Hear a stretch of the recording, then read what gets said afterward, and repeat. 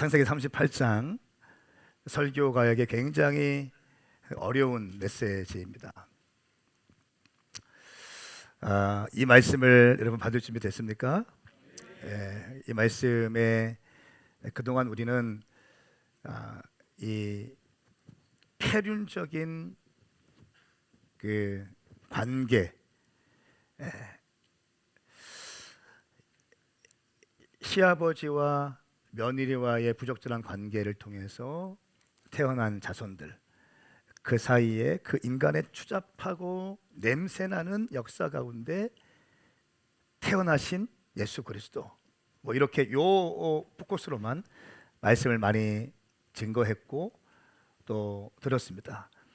저는 오늘 이 말씀을 그런 시각도 중요하지만 또 한편으로는 다말의 입장에서 좀 살펴보기 원합니다. 다말이 왜 그렇게 했을까?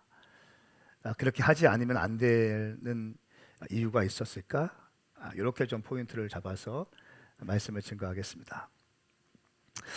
우리 먼저 하나님 말씀 보실까요? 창세기 38장 1절부터 오랜만에 창세기를 하기 때문에 다시 한번 쭉 기억하시면서 37장부터 이제 요셉의 꿈이 시작됩니다. 그런데 38장에 갑자기 유다와 다말 이야기가 튀어나오면서 흐름이 좀 끊기는 느낌이 들고요. 다시 39장부터 다시 37장의 스토리가 이어집니다. 그래서 38장의 메시지는 삽입되어진 느낌이 좀 있습니다. 그런 것 염두하시고 말씀을 좀 보았으면 좋겠습니다. 먼저 1절부터 우리 11절까지의 말씀을 함께 읽겠습니다. 이 말씀은 살아계신 하나님 말씀입니다. 아멘. 자, 5절까지만 먼저 읽습니다. 시작. 그 즈음에 유다는 자기 형제들을 떠나 히라라고 하는 아둘람 사람에게 갔습니다. 거기에서 유다는 가나안 사람 수아라는 사람의 딸을 만나 그녀를 아내로 맞아들이고 동침했습니다. 그녀가 임신해 아들을 낳고 그 이름을 엘이라고 했습니다. 그녀가 다시 임신해 아들을 낳고 그 이름을 오난이라고 했습니다. 그녀가 다시 임신해 아들을 낳고 그 이름을 셀라라고 했습니다. 셀라를 낳은 곳은 거십이었습니다. 아멘. 아멘. 자, 우리가 아는 것처럼 유다는요 야곱의 아들입니다. 그리고 레아의 아들이죠. 이 아브라함과 이삭과 야곱, 이 엄청난 명문 믿음의 유업을 이어가는 이 가문에 태어난 유다입니다. 근데 유다가 1절 말씀 보니까 형제들을 떠났다 라고 기록되어 있습니다. 형제들을 떠나 히라라고 하는 아둘람 사람에게 갔습니다. 믿음의 형제들을 떠나서 아둘람 히라 사람에게 갔다. 우리는 이 말씀을 단순히 그냥 읽어 내려가면 안 됩니다. 좀 멈춰야 됩니다. 믿음의 명문 가문, 믿음의 유업이 이 환경을 떠나서 아둘람 사람 히라와 함께 거하기로 결정했다는 것은 굉장히 충격적인 일입니다. 믿음의 공동체, 신앙 공동체를 떠난다는 것은요 굉장히 좀 어려운 일입니다. 그리고 인생에 굉장히 중요한 일이에요. 여러분 기억하십시오. 신앙 공동체를 떠나지 않길 바랍니다. 집을 떠나지 마십시오. 여러분의 가정을 떠나지 마십시오. 가출하지 마십시오. 제가 많이 집회할 때 데이터를 댔던 통계 가운데 10대들 1%, 2% 예수 믿고 있는데 대학교에 들어가면 1년 만에 7, 80%가 교회를 떠난다라고 하는 통계를 많이 말씀을 드렸습니다. 장신대 임성빈 총장님 연구팀에서 공식적으로 발표한 내용이고 책 풀 때 공식적으로 데이터를 든 내용입니다. 1년 만에 70%, 80%가 교회에 떠납니다. 아버지의 집 믿음으로 양육받던 그 틀을 떠나서 내 마음대로 살 수 있는 타지로 옮겨가면 1년 만에 70%, 80%가 교회를 떠난다는 오늘날의 현실. 그러니까 믿음의 가정을 떠난다는 것은요 참 그 비극을 가져오는 것입니다. 교회를 떠난다는 것, 요즘에 코로나 때문에 가난한 성도들이 많이 일어났습니다. 교회를 떠난다는 것은 신앙의 뿌리가 흔들리는 거예요. 교회는 신앙의 어머니와 같은 곳입니다. 할렐루야. 그러니까 집에서 때로는 아버지가 싫을 때도 있어요. 어머니가 싫을 때도 있어요. 아니면 나랑 같이 크고 있는 형이 싫을 때도 있어요. 싸웠어. 그래서 막 집을 나가고 싶기도 하고 또 뛰쳐나가고 싶기도 하고, 그렇지만 없으면 또 허전하고 외롭고, 정말 내가 외로울 때 함께 할 수 있는 것이 형제이고 가족입니다. 가정도 마찬가지고 교회도 마찬가지예요. 할렐루야. 지금 당신 옆에 있는 사람이 참 중요한 사람입니다. 쳐다보세요. 그렇게 얘기하세요. 우리 고생 막 껴안고 계셔. 막 옆에 막 한번 인사하세요. 그대가 나에게 꼭 필요한 사람입니다. 시작. 한 번 더. 우리는 가족입니다. 가정을 떠나지 맙시다. 근데 중요한 게 유다, 이 믿음의 명문 가문인데 이 가문의 유다가 어떤 이유인지는 모르겠습니다. 그런데 떠납니다. 떠나서 아둘람 사람에게 갔다고 성경은 말씀하고 있습니다. 자, 그러면서 이렇게 말씀하고 있어요. 유다는 가나안 사람 수아라는 사람의 딸을 만나 그녀를 아내로 맞아들이고. 자, 가나안 사람 수아, 여러분 젖과 꿀이 흐르는 가나안 땅, 축복의 땅이라고 주님께서 말씀하시기 전에 이 가나안 땅은요, 우상 숭배와 세속화의 극치였어요. 그런데 하나님의 사람이 하나님의 집을 떠나니까 자기 마음대로 아내를 결정하고요, 자기 마음대로 인생의 선택을 하기 시작합니다.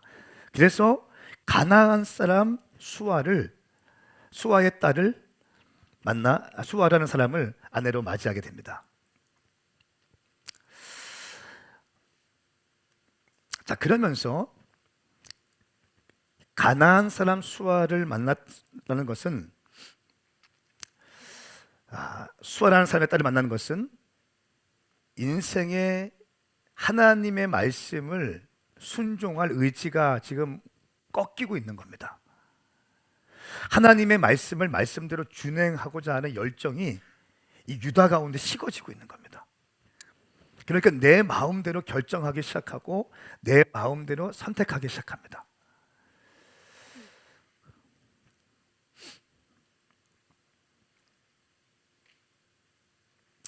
자, 하나님께서 아브라함과 이삭과 야곱에게 어떤 약속을 주셨습니까? 또 그리고 그들은 왜 믿음의 가문 안에서 아내를 맞이하려고 했습니까? 모든 민족이 축복을 받기 위해서요. 창세기 22장 17절 말씀 함께 읽겠습니다. 시작. 내가 반드시 내게 복을 주고 반드시 내 자손을 하늘의 별처럼 바닷가의 모래처럼 많아지게 하겠다. 내 자손의 원수들의 성문을 차지할 것이다. 아멘. 아멘. 하나님께서 이삭이 번제로 드려지는 그 사건을 경험한 다음에 아브라함에게 하신 축복의 메시지입니다. 그리고 이 아브라함의 축복은요, 이삭과 야곱 자자손손에게 흘러가야 하는 것입니다. 그렇기 때문에 믿음의 가문을 이어나가는 것이 굉장히, 근데 유다는 형제를 떠나서 아둘람 사람 히라를 만나게 되고 점점 세속화됩니다. 자기의 모든 선택과 모든 결정이 하나님의 말씀이 아니라 이제 자기의 방식대로 결정하게 되는 것입니다. 그러면서 이 이방 사람을 만나서 결혼을 하게 되는 거죠. 열정이 식어지고 말씀을 순종할 의지가 꺾여지는 것입니다. 그래서 아이를 낳습니다. 엘과 오난과 셀라라고 하는 아이를 낳습니다. 세 형제를 낳습니다. 그리고 그 맏아들 엘을 위해서 아내를 맞이했는데 그 아내의 이름은 우리가 너무 잘 알고 있는 다말입니다. 근데 말씀을 보십시오. 우리 한번 6절부터 11절까지의 말씀을 함께 읽겠습니다. 시작. 유다는 맏아들 엘을 위해 아내를 맞아들였는데 그녀의 이름은 다말이었습니다. 유다의 맏아들 엘은 여호와께서 보시기에 악했으므로 여호와께서 그를 죽이셨습니다.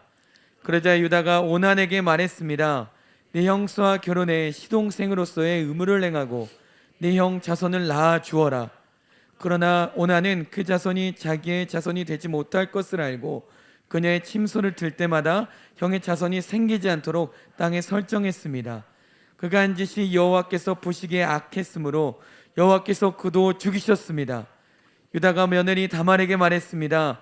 내 아들 셀라가 자랄 때까지 내 친정에 가서 과부로 있어라. 유다는 셀라도 형들처럼 죽게 될지도 모르겠다라고 생각했습니다. 다말은 친정에 가서 살았습니다. 아멘. 아멘. 엘과 오난과 셀라를 유다가 낳았어요. 그 셀라를 낳은 곳이 5절 말씀에 보면 거십이라는 곳입니다. 거십이라는 곳의 원어의 의미를 보니까 실망시키는 곳이래요. 실망시키는 곳. 무슨 말인가? 내 마음대로 결국 믿음의 형제를 떠나서 내 마음대로 살고 싶고 내 마음대로 결정하고 싶어서 결정했는데 결국 남는 것은 실망밖에 없다는 거예요. 세상의 끝이 바로 그렇습니다. 말씀을 떠난 인생이 바로 그렇습니다. 결국 정착하게 되는 곳이 실망밖에 없는 것입니다. 자, 그러면서 6절부터 이제 유다는 맏아들을 위해서 아내를 맞이했죠. 다말입니다. 근데 유다가 죽습니다. 자, 유다가 죽임 당하는 이유가 뭡니까? 여호와께서 보시기에 악을 행했으므로 여호와께서 그를 죽이셨어요. 악을 행하셨으므로. 오늘 말씀은 왜 엘이 죽게 되었는지 분명히 선언하고 있습니다. 악을 행했다는 거예요. 무슨 말입니까? 유다가 그렇게 형제가 싫어서 가족이 싫어서 내 마음대로 살려고 떠나갔는데 거기는 실망밖에 없는 곳이었고 거기에서 태어난 아들들은 어떻게 했습니까? 여호와께서 보시기에 악을 행했다는 거예요. 얼마나 악을 행했으면 성경에서 최초로 하나님께서 누군가를 죽이시는 장면이에요. 여호와께서 직접 죽이십니다. 그래서 유다가 오난에게 말하죠. 내 형수와 결혼해서 시동생으로서의 의무를 행하고 내 형의 자손을 낳아주어라. 시동생으로서의 의무를 행하여라. 근데 이 사람 오난은 어떻게 했습니까? 그녀의 침소에 들어갈 때마다 형의 자손이 생기지 않도록 땅에 설정합니다. 관계를 맺는 이유는 뭡니까? 형의 자손이 생길 수 있도록 시동생으로서의 의무를 다하는 것이었어요. 이것을 계대 결혼법이라고 합니다. 계대 결혼법. 결혼한 형제가 대를 이을 자녀가 없이 죽었을 때에 형수나 제수가 대신 결혼해서 형의 대를 이어갈 아이를 낳아주는 것. 이것은 고대 사회에서 아주 중요하게 다루어졌던 종족 번식, 종족을 보존하기 위한 중요한 문화였습니다. 여러분, 이 모습은요, 이 계대 결혼이 형제의 의무였는데 당사자가 원치 않으면 하지 않을 수 있었습니다. 우리가 볼 때에는 너무 좀 이렇게 말이 안 되는 이야기처럼 느껴지지만 그 당시 또 심지어 예수님 시대까지 형의 자손이 없으면 동생이 대신 형수와 잠자리를 해서 형의 자손 이어주는 것이 중요한 문화였습니다. 그런데 결정은 자신이 할 수 있었어요. 들어가지 않아도 되는 거예요. 근데 이런 사람들은요, 평생 동안 신벗김을 받은 자라는 수치스러운 타이틀을 안고 살아갑니다. 신벗김을 받은 자. 이 수치스러운 말을 평생 안고 살아가는 거예요. 근데 온다는 형수와의 관계를 했지만 땅에 설정하면서 형의 자손들을 이어가지 않도록 했습니다. 의도적인 것이었습니다. 하나님 보시기에 매우 악한 행동이었어요. 자, 10절 말씀 보세요. 그가 한 짓이 여호와께서 보시기에 악했으므로 여호와께서 그도 죽이셨습니다. 자, 형제의 품을 떠난 유다, 자기 마음대로 살고 싶었고요, 내가 결정하고 싶었어요. 이제 믿음의 계보와 유업, 아브라함과 이삭과 야곱, 이렇게 너무 그냥 부담스러웠어. 내 마음대로 살고 싶었어요. 그 결과가 지금 어떻습니까? 정말 인생에 실망만 가득하게 되죠. 세 아들 중에 벌써 두 아들이 죽임을 당했습니다. 그것도 여호와께서 보시기에 악을 행하였으므로 하나님께서 죽이십니다.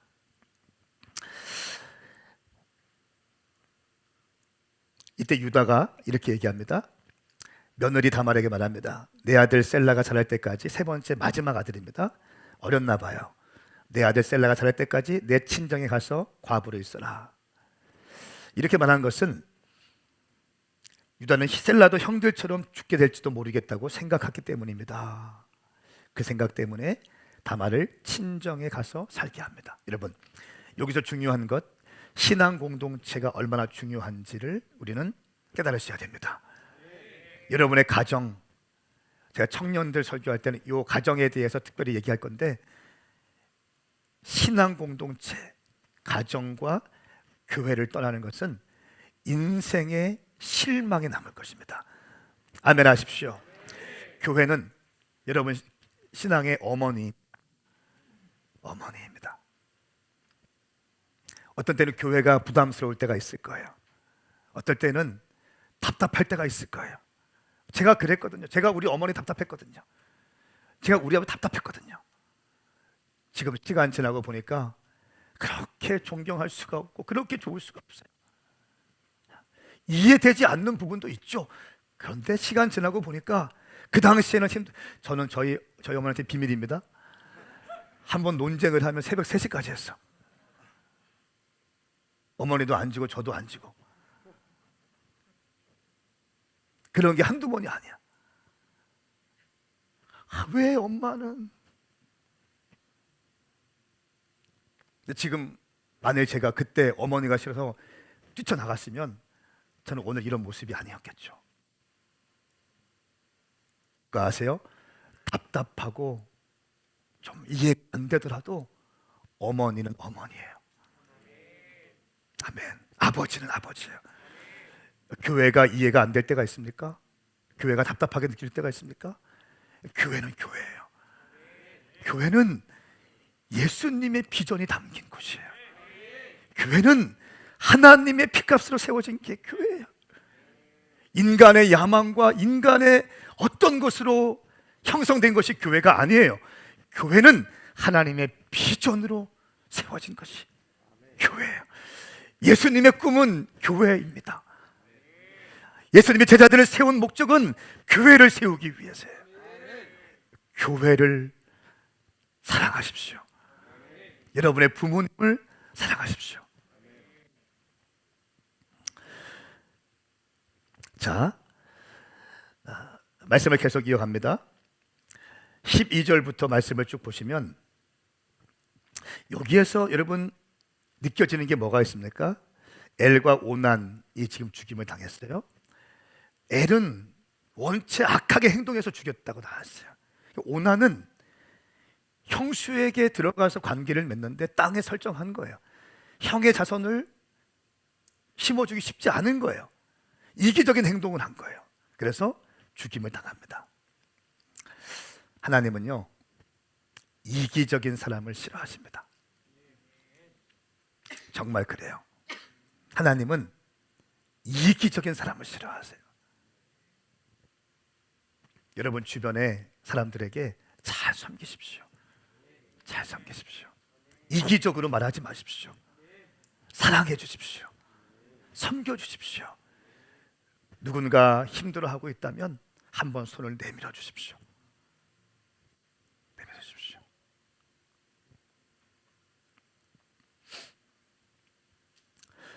근데 문제는 뭐냐면 유다의 이 생각이 또 악하다는 거예요. 셋째 셀라가 있는데 말로는 며느리에게 이 셀라가 클 때까지 친정에 가 있어라 라고 얘기하지만 이 막내 아들, 이 셋째 아들까지 죽임을 당할까 봐 친정에 가 있으라고 이야기하는 겁니다. 마치 유다는요, 자신의 잘못된 결혼이나 아들들의 그 죄악은 생각하지 않고 이 며느리를 수컷을 잡아먹는 암컷 독거미 정도로 생각합니다. 내 아들들을 죽인 그 여인, 내 아들들을 잡아먹은 여인, 이렇게 유다가 지금 생각하고 있다는 것입니다. 그 책임이 다말에게 있다고 생각하고 있어요. 다말은 굉장히 원통한 상황인 거죠. 말씀을 보면 다말이 잘못한 건 없습니다. 이방 여인이지만 다말이 실수한 건 없어요. 유다가 믿음의 가문을 떠난 것이고 자기 마음대로 결혼을 했고 아이들을 낳고 그 아들이 여호와께서 보시기에 악하기 때문에 죽임당했고 둘째도 악한 행동을 해서 죽임을 당했어요. 이 모든 것은 사실은 유다의 책임이에요. 아버지의 책임이라고요. 근데 이 책임을 다말에게 지금 전가하고 있습니다. 책임을 전가하고 있습니다. 이것이 유다의 악행입니다. 자, 그리고 보세요. 이제 유다와 다말이 여러분 잘 알고 있는 며느리와 시아버지가 관계를 맺습니다. 근데 말씀을 가만히 보니까 유다의 아내가 죽었어요. 그래서 애도 기간이 끝났습니다. 그리고 이제 양털 깎는, 이 고대 사회에서 양털 깎는 데는 축제 기간입니다. 축제 기간이고 잔치의 절기입니다. 양털을 깎기 위해서 딥나로 가고 있다는 것을 들었습니다. 그래서 이 다말이 길 모퉁이에 서서 과부의 의복을 벗고 창녀처럼 변장하고 길 모퉁이에 서 있는 겁니다. 근데 유다가 자기 아내가 죽은 애도 기간이 끝났어요. 얼마 안 됐습니다.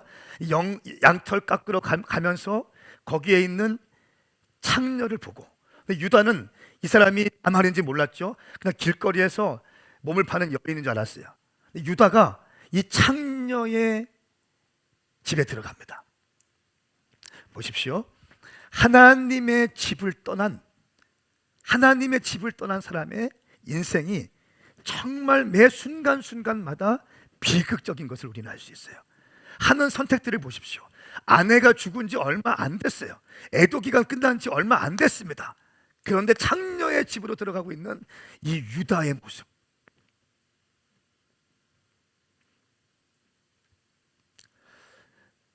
자, 그러면서 이렇게 얘기하죠.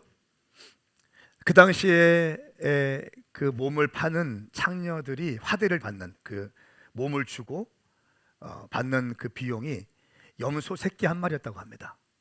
그런데 이 유다에게는 지금 당장 없었어요. 담보물을 달라고 합니다. 뭘 달라고 했습니까? 도장과 도장끈과 지팡이를 달라고 했어요. 그러니까 그 당시에 그 도장은 두 가지 반지가 있었는데 이런 반지로 이렇게 인장으로 찍는 게 있었고요. 또 한 가지는 목걸이, 끈을 해서 목걸이에 달고 다니면서 도장을 찍었어요. 그래서 이 도장과 도장끈과 지팡이를 달라고 해요. 지팡이는 자기의 신분 혹은 권위를 상징하는 것입니다. 이 담보물을 받고 관계를 맺습니다. 말씀을 가만히 보면 다말은 의도적으로 유다에게 들어가고자 창녀 행색을 한 거예요. 그리고 유다는 이 다말이 며느리인 줄 모르고 창녀인 줄 알고 들어간 거예요. 담보물을 받고 관계를 맺습니다. 자, 그러면서 자기 친구 아둘람 사람 히라에게 이렇게 얘기하죠. 염소 새끼 한 마리 주면서 찾아오라고.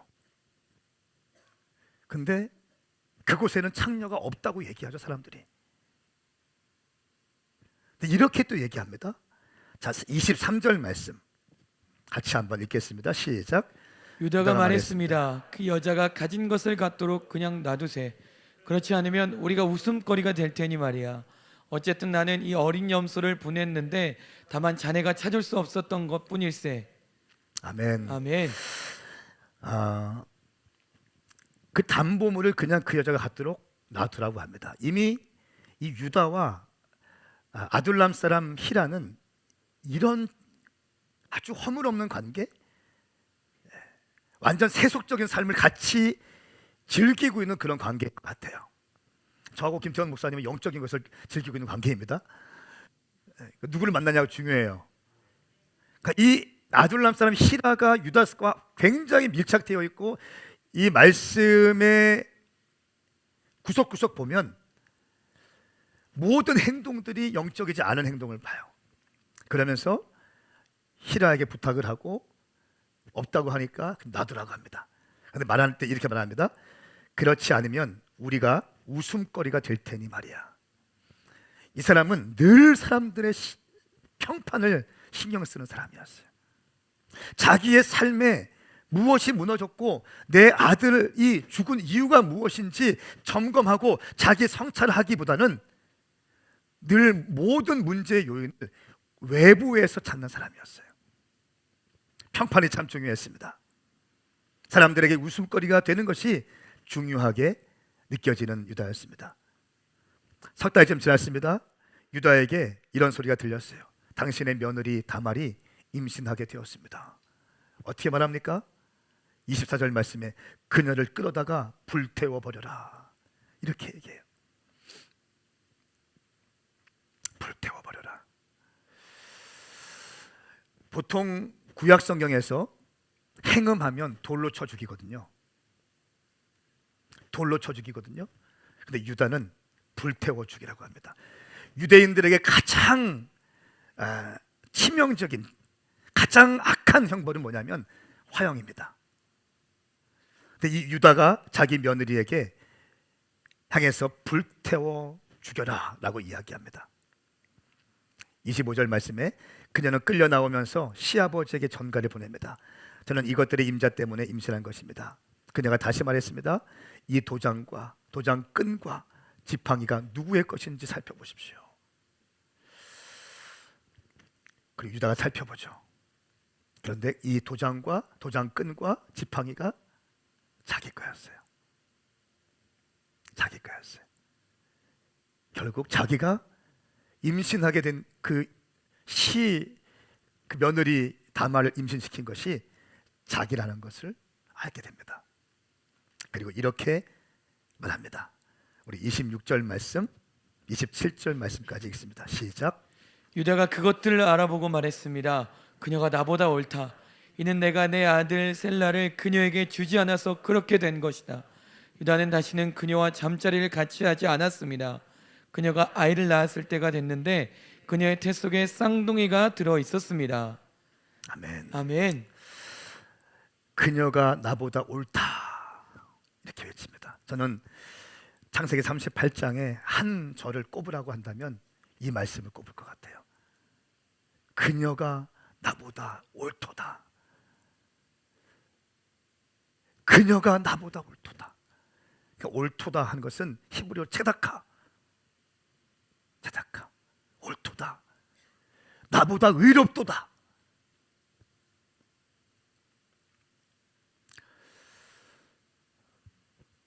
이렇게 선포하고 다시는 그녀와 잠자리를 같이 하지 않았습니다. 이렇게 얘기합니다. 이 사건을 통해서 유다의 삶이 바뀝니다.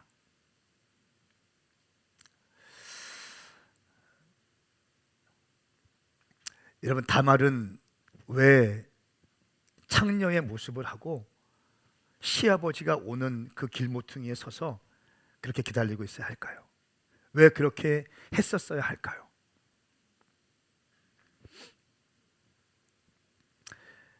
비록 다말은 이방 여인이지만 그 가문 가운데 흐르고 있는 믿음의 유업들이 무엇인지 알고 있었어요.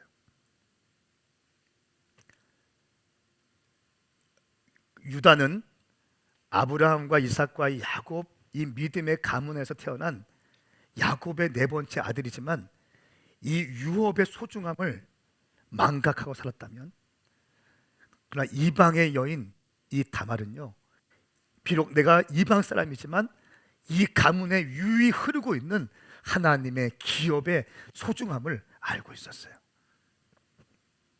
그렇기 때문에 자기가 할 수 있는 마지막 기업을 이어갈 수 있는, 하나님의 기업을 이어가는 믿음의 분투가 뭐냐면 창녀의 모습을 해서라도 이 믿음의 대를 이어가는 것이 자기의 부르심이라고 믿었어요.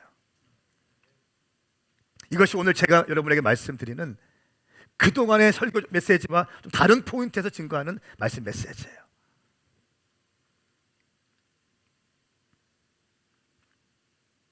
자, 보십시오.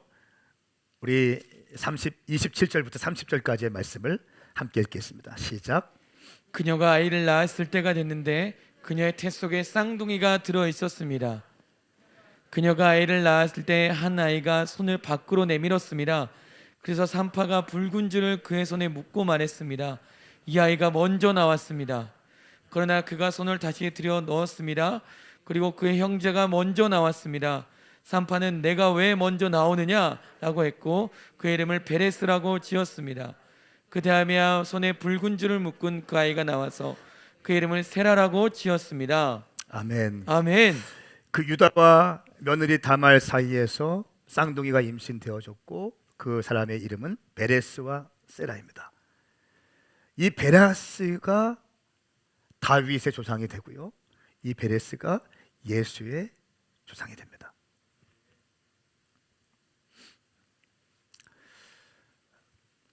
이 일로 인해서 비록 유다는요, 그녀가 나보다 옳도다, 요 인생의 터닝 포인트를 통해서 삶이 바뀌기 시작합니다. 요셉을 형제들이 죽이려고 했죠. 그때 요셉을 구한 사람이 누굽니까? 유다였어요. 생명의 소중함을 아는 거예요. 유업의 소중함을 알기 시작하는 거예요.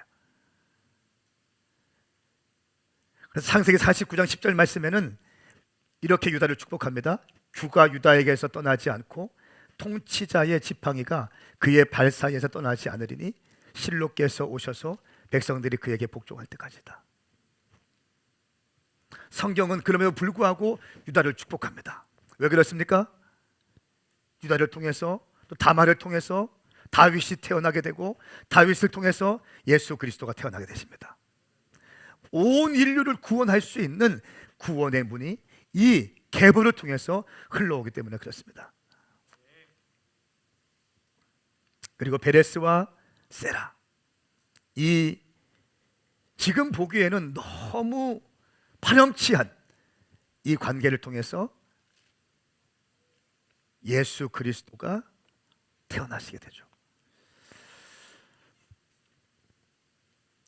며느리 다말이 창녀의 모습을 하고 길거리에서 시아버지와 관계를 맺는 것은요, 단순히 이 여인의 성욕을 풀기 위한 것이 아니었어요.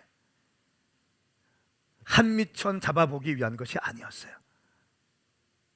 그 집안 가운데 약속하신 하나님의 기업을 이어가기 위한 다말의 믿음의 분투였습니다. 단순히 남자의 품이 그리워서 저지른 일이 아닙니다. 이 모든 일은 사실 약속을 이행하지 않는 시아버지에게 책임이 있었어요. 유다에게 책임이 있었습니다. 당시 정서를 고려하면 남편의 대를 이어야 한다는 사명감은 다말이 죽은 남편을 할 수 있는 최고의 헌신이었어요. 다말 입장에서는 이 대를 이어가는 것이 남편을 향한 최고의 헌신이고 예의였습니다. 그것이 이 여인에게는 의였고 선이었습니다.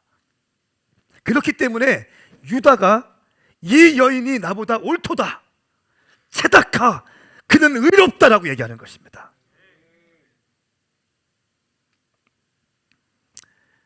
이 상황에 대해서 룻기는 이렇게 평가하고 있습니다. 룻기는 여러분이 아는 것처럼 룻과 보아스와의 관계입니다.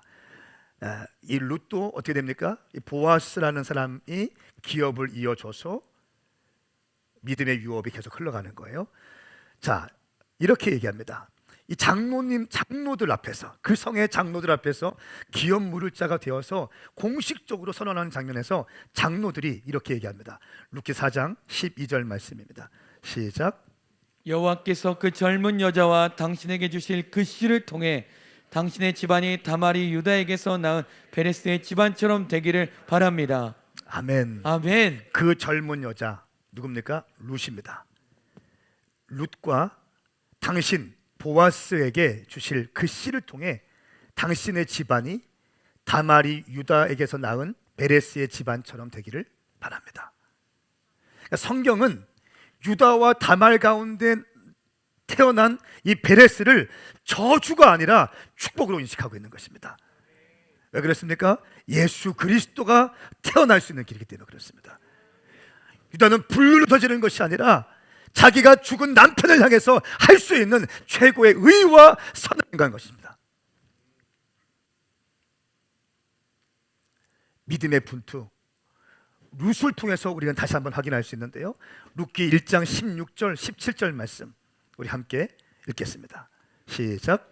그러나 룻이 대답했습니다. 자꾸 저한테 어머니를 떠나거나 어머니에게서 돌아서라고 하지 마십시오. 어머니가 가시는 곳이면 저도 갈 것이고 어머니가 머무는 곳이면 저도 머물 것입니다. 어머니의 민족이 제 민족이며 어머니의 하나님이 제 하나님이십니다. 어머니가 죽은 곳에서 저도 죽을 것이고 저도 거기에서 묻힐 것입니다. 죽음 외에 그 어떤 것도 어머니와 저를 갈라나올 수는 없습니다. 그렇지 않으면 여호와께서 내게 심한 벌을 내리고 더 내리셔도 좋습니다. 아멘. 아멘. 자기 마음대로 떠나갔던 다른 며느리와는 다르게 룻은 어머니와 함께합니다. 어머니를 떠나가라고 하지 마십시오. 어머니가 가시는 곳에 나도 갈 것이고 어머니가 머무는 곳에 나도 머물 것입니다. 어머니의 민족이 나의 민족이 되고 어머니의 하나님이 나의 하나님이 될 것입니다. 어머니가 죽는 곳에 저도 죽을 것이고 어머니가 묻힌 곳에 나도 거기서 묻히겠습니다. 죽음 외에 그 어떤 것도 어머니와 저를 갈라놓을 수 없습니다. 그렇지 않으면 여호와께서 내게 심한 벌을 내리고 더 내리실 것입니다. 믿음의 기업을 이어가고자 하는 이 룻의 분투, 믿음의 유업을 이어가고자 하는 그동안 많은 오해를 받고 있었던 다말의 믿음의 분투. 오늘 저는 사랑하는 우리 오메가 교회 모든 성도님들, 특별히 우리 아브라함, 이삭과 리브가 모든 성도님들에게 하나님의 기업을 이어가는 믿음의 분투가 시작되기를 예수님의 이름으로 축복합니다. 아멘. 힘들어도 가야 하는 것은 하나님의 유업을 이어가는 거예요. 가정을 떠나지 마세요. 우리 아내들이요, 남편이 바가지 긁는다고 해서 홀랑 떠나가지 마세요. 바뀌었나요? 남편들이요, 아내가 바가지 긁는다고 해서 외도하고 그런 거 하지 마세요. 하나님께서 우리에게 주신 이 믿음의 가정, 내게 주신 남편, 내게 주신 아내, 내게 주신 자녀들, 때로는 이해가 안 되고 낙심이 되고 마음 아프게 하고 지칠 때도 있겠지만 포기하지 마세요. 그 하나님의 기업이에요. 하나님의 기업, 그 가정을 이어나가기 위해서 믿음에 분투하십시오. 어제 결혼식 기도하러 갔다 왔는데 그 주례하시는 목사님이 이렇게 말씀하셨다. 참 인상적이었어요. 이제 가정교회를 개척하는 이 두 사람이 여기 있습니다. 너무 좋더라고요. 메모했어요. 주례를 하도 많이 하니까 똑같은 거 할 수도 없고 이제 가정교회를 개척하는 두 남녀가 있습니다. 너무 좋더라고요. 여러분, 교회를 섬길 때에 왜 힘든 일이 없겠습니까? 왜 잦은 일이 없겠어요? 다 내 마음대로 안 되죠. 오해도 생기죠. 이해도 안 되는 게 또 있죠. 나도 내가 이해 안 되는데, 그렇죠? 나도 내가 이해가 안 되는데, 그럴 때 있을 겁니다. 그럴 때 하나님의 기업을 이어나가기 위한 믿음의 분투가 여러분 가운데 있기를 예수님의 이름으로 선포합니다. 함께 일어나십시다.